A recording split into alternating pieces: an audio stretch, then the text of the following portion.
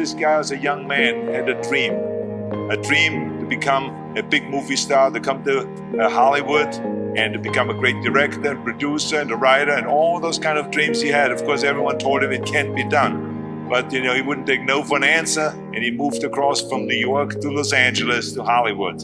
And of course, one day, after struggling, like we all do in the beginning, to get into TV and into movies, he had this idea of writing a script. And in longhand, he wrote this script, which was Rocky.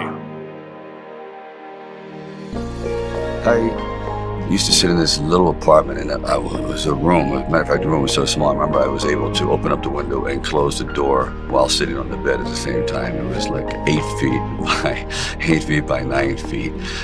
But the one thing about that room, there was really very little distraction. So I would sit there propped up in bed, and I'd go out with my big pen and legal pad and just start writing these stories. And most of them were very, very trivial.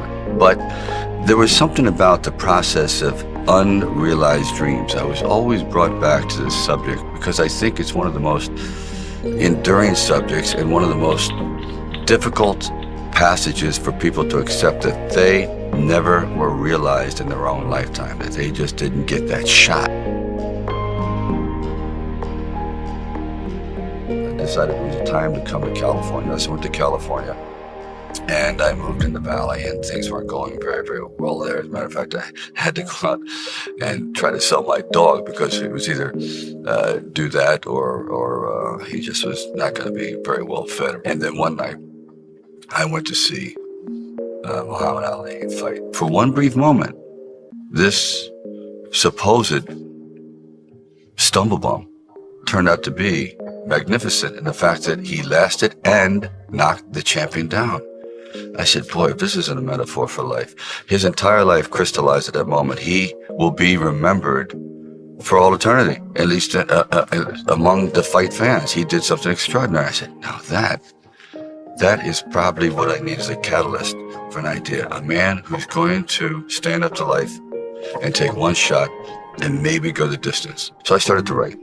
And it was one of those writing frenzies. And 3 days later, I came up with the script of Rocky. Originally, when I brought the script to them, they were fairly enthusiastic about it. The one thing they were not enthusiastic about was me playing the part. And I really can't blame them at the time. But there was something inside of me that this opportunity is never going to come around. And I really wasn't used to money. And I had no idea what I would be missing. But the temptation started to come forward. First, it was $25,000 and $100,000. Things were not looking very, very good. My $40 car had just blown up, so I was taking a bus to work. But still, it didn't matter. I wanted to stick with it. Then it went up to $150,000, $175,000, and it went up to $250,000. Now my head was starting to spin, and it went up to $330,000, and probably I heard it went up to $360,000. And I thought, all right, you've really managed poverty very well. You've got this down to a science. You really don't need much to live on. I had sort of figured it out. So I was not in any way used to the good life. So I thought, you know what? If I know in the back of my mind, if I sell the script and it does very, very well, I'm going to jump off a building, and if I'm not in. So this is one of those things where you just roll the dice and you fly by the proverbial seat of your pants. Say, all right, I got to try it. I got to just do it. I may be totally wrong, and I'm going to be taking a lot of people down with me, but I just believe in it.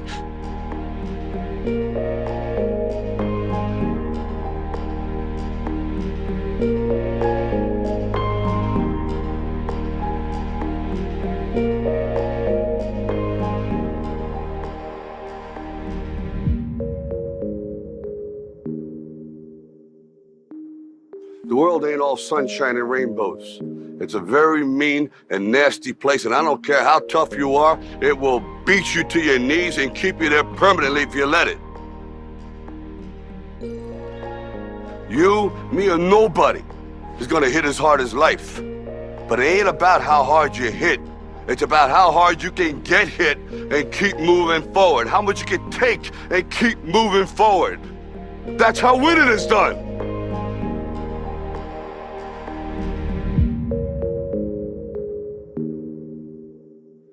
Now, if you know what you're worth, now go out and get what you're worth. But you gotta be willing to take the hits and not pointing fingers saying you ain't where you wanna be because of him or her or anybody. Cowards do that and that ain't you. You're better than that.